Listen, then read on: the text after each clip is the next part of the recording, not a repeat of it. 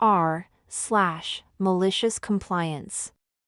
Friend's husband said to remove all passwords from anything internet-related in the house. My friend is in a somewhat bad marriage, and it is something I have tried to help her either fix or get away from, but that is another story for another day. The husband is way too lenient with some of their kids, who are supposed to be grounded from being online right now. He told her to remove all the passwords from the internet router, the computer, and anything internet-related.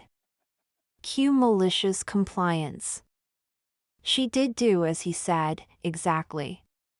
She took the iPads of the younger two kids, 5 and 7, and removed the passwords for purchases, which is tied to his credit card he uses daily for work. These two kids love in-app purchases, especially on Roblox. After removing the passwords, she told the kids to have at it. I am at their house now and he just came out and is asking about Apple charges on his card. It is currently up to $600. I absolutely love this. r/malicious compliance. Stop resetting my password. I'm in a senior role at a service desk, and like everywhere else, if we see a ticket come in that has already been done or is a duplicate request, we just cancel the tickets and move on with our day. Well, we have this one user who is a vice president, and they're the type of person who thinks the world revolves around them, so they would be the person to send in a ticket, then 5 minutes later send another ticket, and so on until there is like a dozen tickets in the system. Well, a few weeks ago we introduced a new password policy, 18 characters, etc., with an additional policy that makes you change your password after a reset and you can't use a password you used before, and this was a big change considering our previous policy was no requirements. Most users figured it out pretty good, and even the VP. Now this is where the malicious compliance comes in. With that new password policy, it was also introduced that all tickets must be actioned before resolving them, and you can guess who brought this change in. So the VP went on vacation for a bit, then came back and forgot their password, and like normal they would send in a dozen or more tickets. Now in the 5 minutes or so between their tickets we would get 5 other tickets come in, and it takes about 10 minutes to go through those. So my team and I went through every ticket like we were told to do, and we were counting the number of times we reset the VP password because we knew this was going to come back on us. So lo and behold, in the span of about an hour we reset their password 11 times. This is when our manager comes in and says, I just got an email from the VP and they say you keep resetting their password. My manager is a good guy and I remind him of the new ticket policy. He chuckles and heads back to his office, and he forwards us an email with the subject, stop resetting my password. In the email it says they had to change their password 12 times and they are running out of passwords they can think of and to stop resetting their password. I reply all to the email and say due to a new policy of tickets where we have to action each one before resolving it, we had to reset your password a number of times.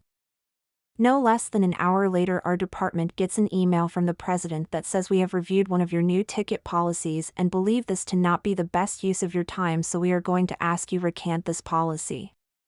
Needless to say, we stopped the policy because it was dumb from the start, and surprisingly the VP actually started sending fewer and fewer tickets. r/malicious compliance. Boss wants me to cut internet to employees.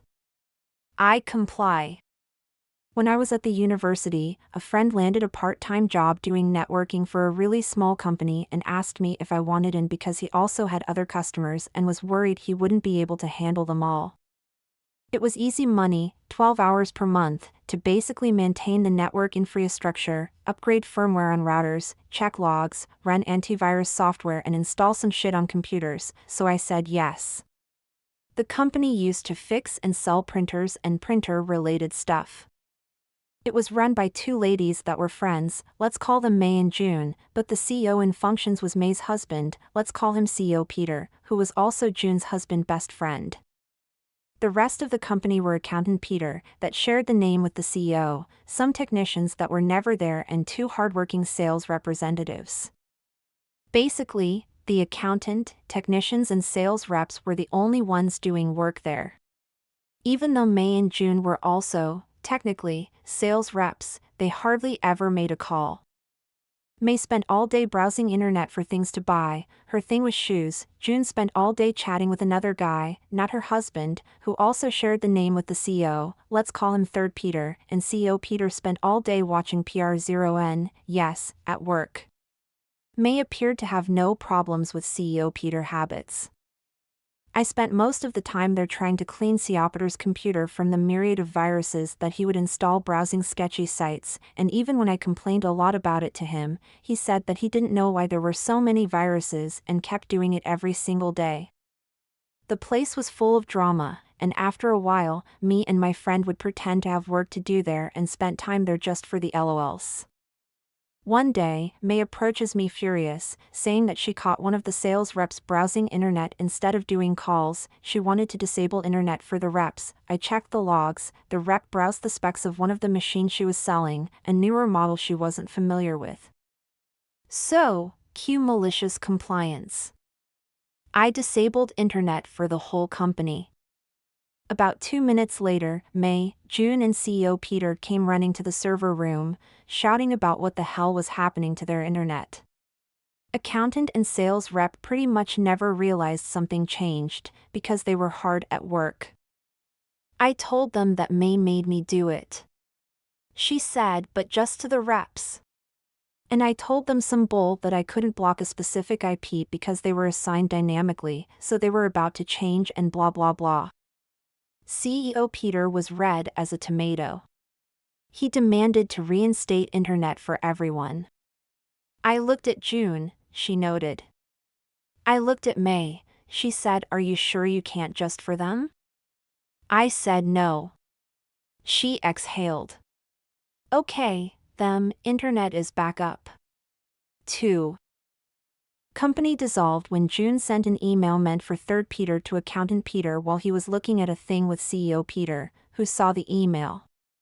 That day I think we spent like 4 hours in the company, the only thing lacking was popcorn. CEO Peter made hilarious attempts to hide his PR0N usage. Once he had a CD named something like Big Breasted Gals and told me it was a kid's movie. To recap, the owner that spent the day browsing internet asked me to disable internet for the hardworking employees. I disabled internet for the whole company, and the only ones that complained were the slacker owners and CEO.